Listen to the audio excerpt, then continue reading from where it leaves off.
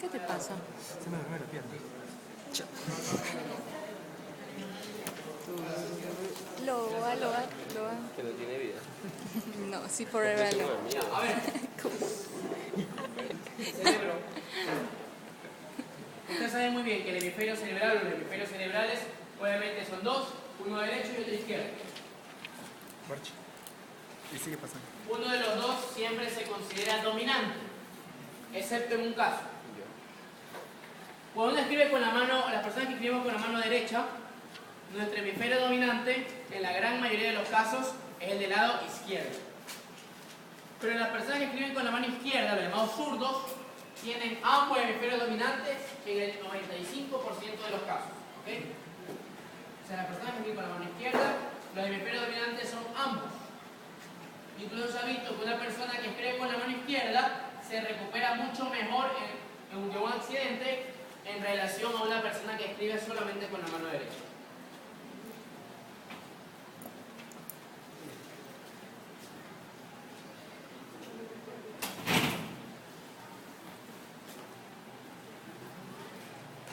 Ahora, el hemisferio cerebral tiene, estudiándolo por separado, ya vamos a ver poco a poco qué corresponde al hemisferio dominante y qué no.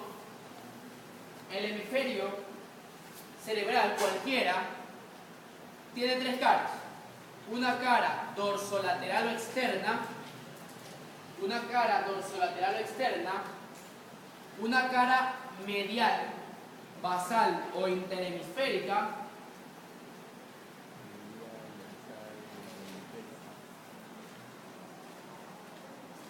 una cara medial, basal, o también llamada interhemisférica,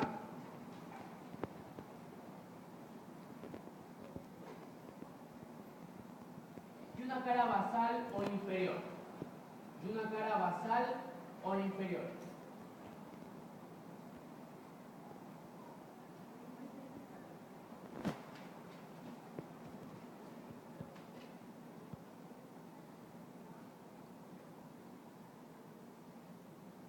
Ahora, este hemisferio cerebral, estudiado en primer lugar por su cara externa, nosotros la vamos a subdividir en lóbulos. Y para poder subdividirlo en lóbulos, vamos a partir de las estructuras que tiene el cerebro, el cual tiene una gran cantidad de surcos o fisuras.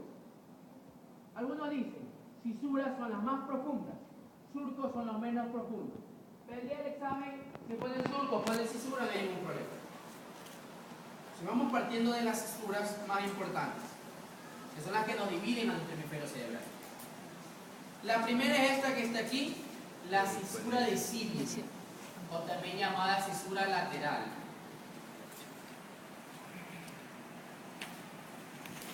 Cisura de Silvio, o también llamada cisura lateral. ¿Ok? Y puedo hacer las dos cosas al mismo tiempo, pero me da pereza. ¿No me prestas eso? La siguiente cisura que vamos a ver es una que corta perpendicularmente a la cisura de Silvio. ¿Ok? Perpendicularmente. Rolando. Que es la cisura de Rolando. Y la cisura de Rolando tiene dos características que me van a permitir diferenciarlas. Porque yo voy a ver tres líneas perpendiculares. Que yo voy a ver tres líneas perpendiculares. Pero solamente una tiene dos características especiales. ¿Ok? Sácate eso. Sácate eso. De tanto que te sacas y te pones y hasta la oreja se te saca.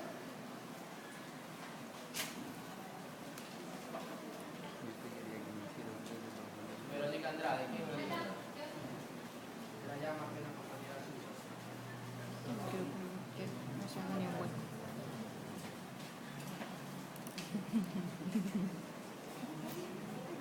Normalmente. Sí. Entonces, solamente una tiene dos características. Nace de la cara medial. Nace de la cara medial o interna y jamás se relaciona con la cisura de Silvio. Nace de la cara medial o interna y jamás se relaciona con la cisura de Silvio. ¿Ok?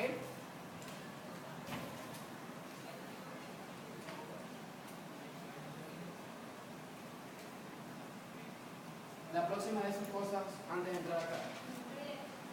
¿Okay? La próxima no se olvide, si no lo hace después. Nace de la cara medial y jamás llega hacia la cisura de cima. Entonces, esa que tenga esas características es la cisura de Roland.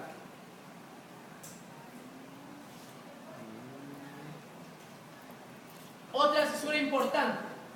En la parte posterior, yo voy a encontrar una cisura que es muy profunda, pero no está tan pronunciada en la cara dorsolateral, en la medial sí lo está, y que es el surco, la cisura parieto-occipital. La cisura parieto-occipital. Y ahora sí, con una línea imaginaria, yo esa cisura que no completa o no está en todo alrededor del cerebro, yo la culmino imaginariamente. Y también a este surco lo relaciono o lo uno con la cisura de Silvio. Y me queda mi hemisferio cerebral dividido en 4 partes, que son los 4 lobos. ¿Okay? Y mi hemisferio cerebral queda dividido en 4 partes que corresponden a los 4 lobos. El lóbulo que está por delante de la cisura de Roland y por encima de la cisura de Silvio, ¿qué lóbulo es? El lóbulo frontal. El lóbulo frontal se relaciona con juicio, personalidad e inteligencia. O tiene que ver con el juicio, con la personalidad y con la inteligencia. Y también con una estructura motora. Entonces tiene juicio, personalidad, inteligencia y la parte motora. Ya poco a poco veremos qué es cada cosa.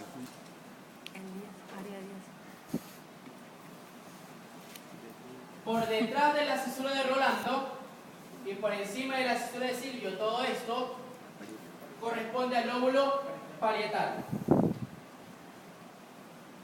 El lóbulo parietal se relaciona con la sensibilidad y con el reconocimiento de las partes de nuestro cuerpo.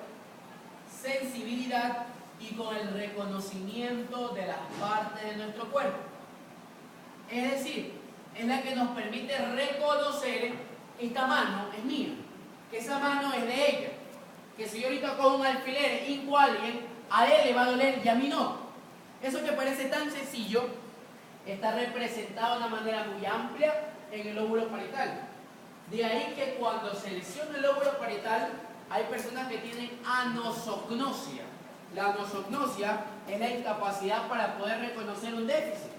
Una persona puede no tener una extremidad inferior, pero aparte tiene una lesión del lóbulo parietal. Y a pesar de que es obvio que no tiene una extremidad, él dice que no tiene ningún déficit. Él dice que su pierna está ahí. Él incluso te la puede observar. Él se para. Cuando intenta utilizar esa extremidad faltante, se cae. Pero asume que la causa de su caída es lo que sea, menos que le falte una pierna. ¿Okay? Porque no tiene un hemisferio que le permita reconocer que eso es cierto.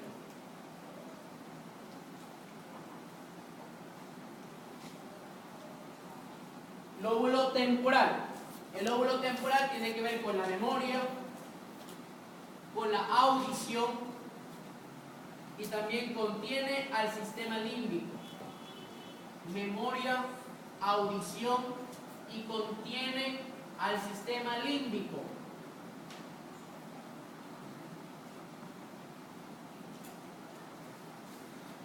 Y por último, el lóbulo occipital que está aquí atrás.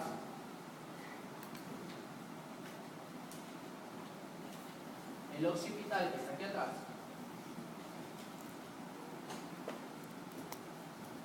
Lectura y escritura. ¿Okay? Lectura y escritura.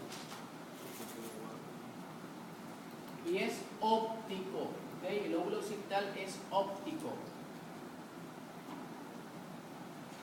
Lesión del lóbulo parietal da alteraciones visuales. Lóbulo occipital da alteraciones visuales. Ahora, hablemos del lóbulo frontal. Por delante de la cisura de Rolando hay un surco que ese surco sí se relaciona con la cisura de Silvius. Y como está delante de la cisura de Rolando, que también la llaman cisura central, a ese surco le llaman precentral o pre-Rolando. ¿Ok? Entonces es el surco precentral o también llamado pre-Rolando.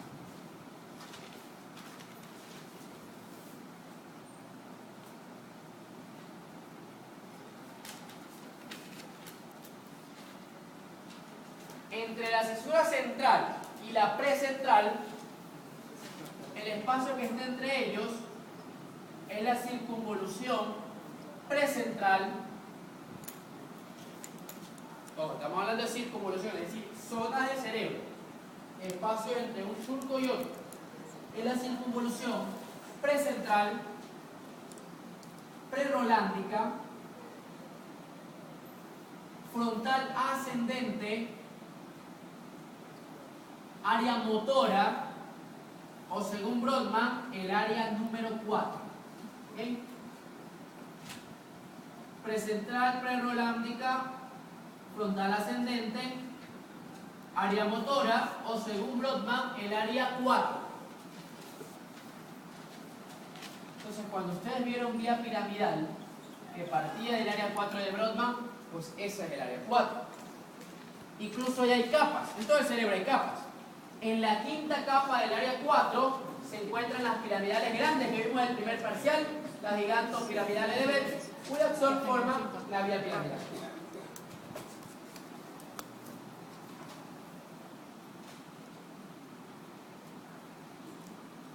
Perpendicular a la precentral, ¿qué sabemos que es perpendicular? ¿Qué es perpendicular? ¿Qué es perpendicular? Forma un ángulo recto por la línea. 2 de 90 grados, ¿verdad? Una línea, si esa es una línea, la que va perpendicular a ella es la que forme con ella dos ángulos de 90 grados, ¿verdad? Ahí un ángulo y otro ángulo de 90 grados, ¿verdad?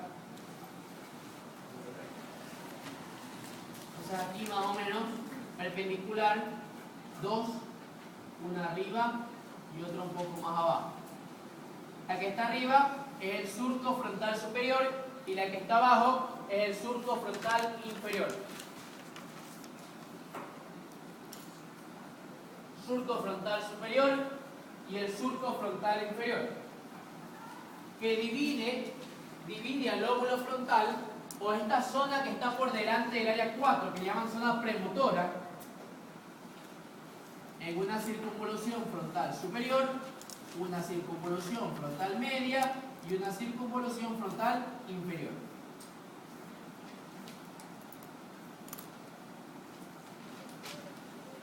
Y la circunvolución frontal inferior, por medio de dos ramas de la cisura de Silvio, se va a dividir en tres partes. Entonces, existen dos ramas de la cisura de Silvio. Una que va hacia arriba es la ascendente o vertical, y una que va hacia adelante es la anterior o horizontal.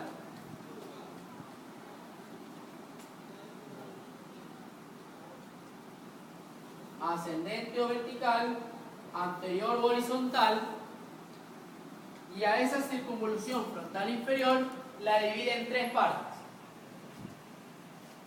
Este de aquí, que es el área opercular. El área opercular. O también algunos le llaman el opérculo frontal.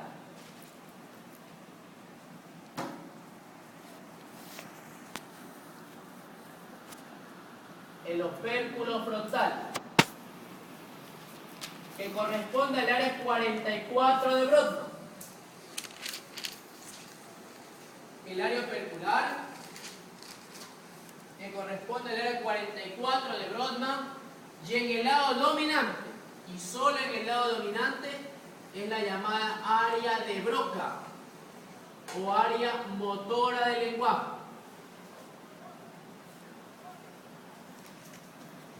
Área de Broca o también llamada área motora del lenguaje, solo en el lado dominante.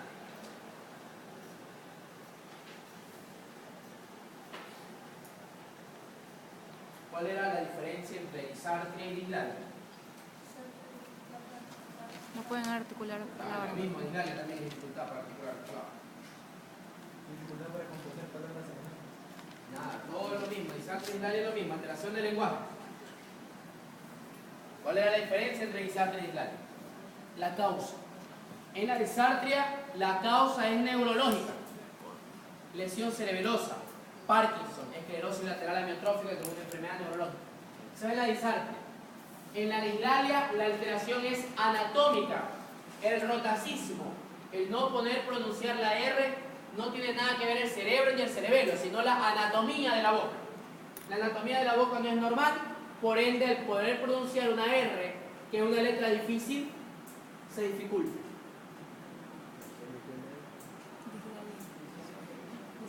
De la disartria, la causa es neurológica. El cerebeloso altera su lenguaje, eso es disartria. La persona que hablan como con la nariz altera su lenguaje, pero el cerebro está bien. El problema es la anatomía. Eso es dislalia. Y hay una lesión neurológica que no se llama disartria y que ocurre solo en zonas específicas del cerebro. Y eso era la afasia. Eso lo vimos nosotros. La diferencia entre afasia, disartria y dislalia. La afasia era alteración del lenguaje por causa neurológica, pero en zonas específicas del cerebro. Y una de esas zonas es el área 44 de Brodmann en el lado dominante. Y a eso se llama afasia de Broca. Cuando se lesiona el área 44 en el hemisferio dominante, o cuando estoy diciendo derecho izquierdo, solo digo en el hemisferio dominante, se provoca la afasia de Broca o afasia motora del lenguaje. ¿Qué es eso de motor? Si hablo de motor me estoy refiriendo que también hay algo sensitivo, ¿verdad? Porque el lenguaje no es eso. O sea, nosotros tenemos una lógica que parece tan fácil.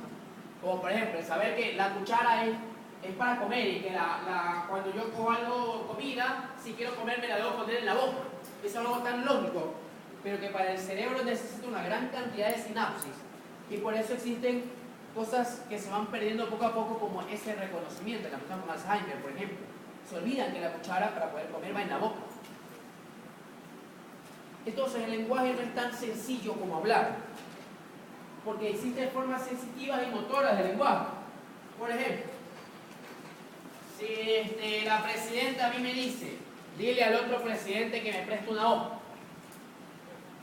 Lo normal es que yo escuche y le diga, ¿sabes qué, Oñate? Dice ella, dice Wendy, que le preste una hoja. Y listo, se acabó el tema.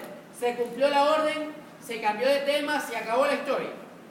Pero existen partes, existen pautas. Primero, ella me dijo a mí que le diga al otro presidente que le pase una hoja.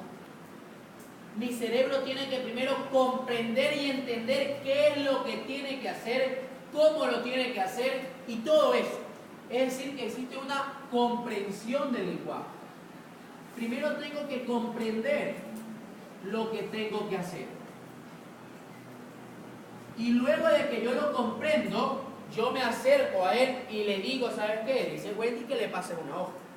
Es decir, que luego yo ya hago mi evocación, yo ya hablo. Como la comprensión llega, la comprensión es la parte sensitiva del lenguaje. Y como la evocación, el habla es lo que sale, es la parte motora del lenguaje. Por ende, si yo tengo una afasia de Broca, yo comprendo la orden, sé lo que tengo que hacer, mi mente sabe lo que tiene que hacer, pero como tengo dañada la evocación, al acercarme a él, no puedo hablar. O si hablo un lenguaje incomprensible, porque no tengo parte motora del lenguaje. Estoy tratando de mover mis músculos fonatorios, porque ellos no están dañados. El que está dañado es el centro que permite evocar el lenguaje. Es decir, que ¿cuáles van a ser las características? Primero, que la lesión se encuentra en la parte motora del lenguaje, como el nombre lo está indicando. Segundo, que el lenguaje no se comprende. Eso se llama germanofasia, un lenguaje incomprensible.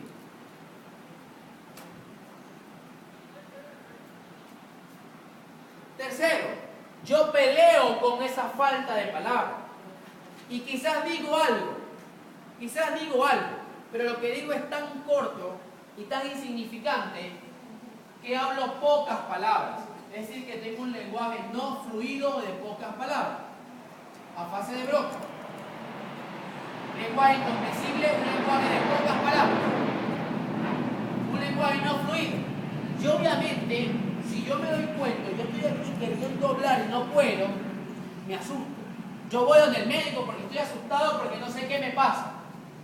Entonces me acerco al médico y el médico me va a ayudar. Es decir, que como yo comprendo mi enfermedad, como incluso yo mismo hasta me acerco al médico, es una enfermedad, es de fácil tratamiento. Fácil tratamiento no porque la mayoría de las personas vayan a mejorar de una manera o del 100%, sino porque uno busca una ayuda lo más rápido posible. ¿Okay? Y aparte el paciente sabe de su enfermedad y va a hacer todo lo que el médico le diga porque él quiere curarse. Entonces el tratamiento es mucho mejor o tiene mejores resultados. Entonces esa es la fase de Broca. La fase motora. Ojo.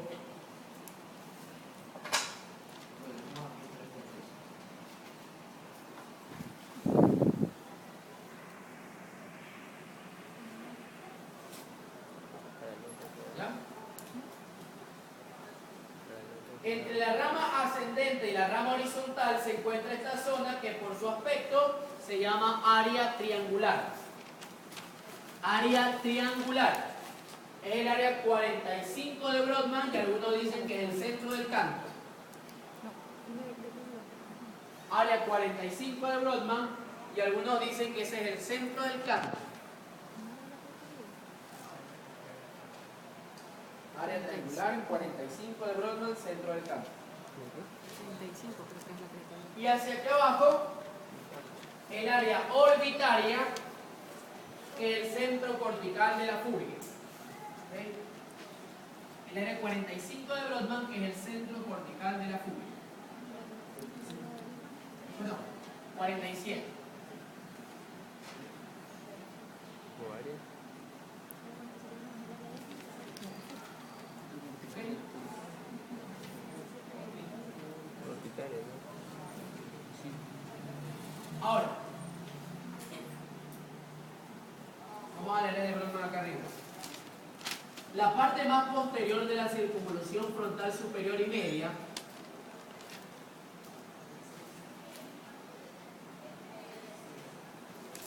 vamos a encontrar al área 6 de Brodmann. Al área 6. El área 6 es un área extrapiramidal, es un área motora que se relaciona con la vía extrapiramidal. Y es un área muy interesante porque aparte de relacionarse con la vía motora extrapiramidal, con el cerebelo, es la que permite el planeamiento del acto motor. Se relaciona íntimamente con el área 4. Ella planea lo que va a hacer el área 4. Imaginemos un acto motor voluntario cualquiera. Acercarse y abrir la puerta. Coger y abrir la puerta. Ese es mi acto motor voluntario.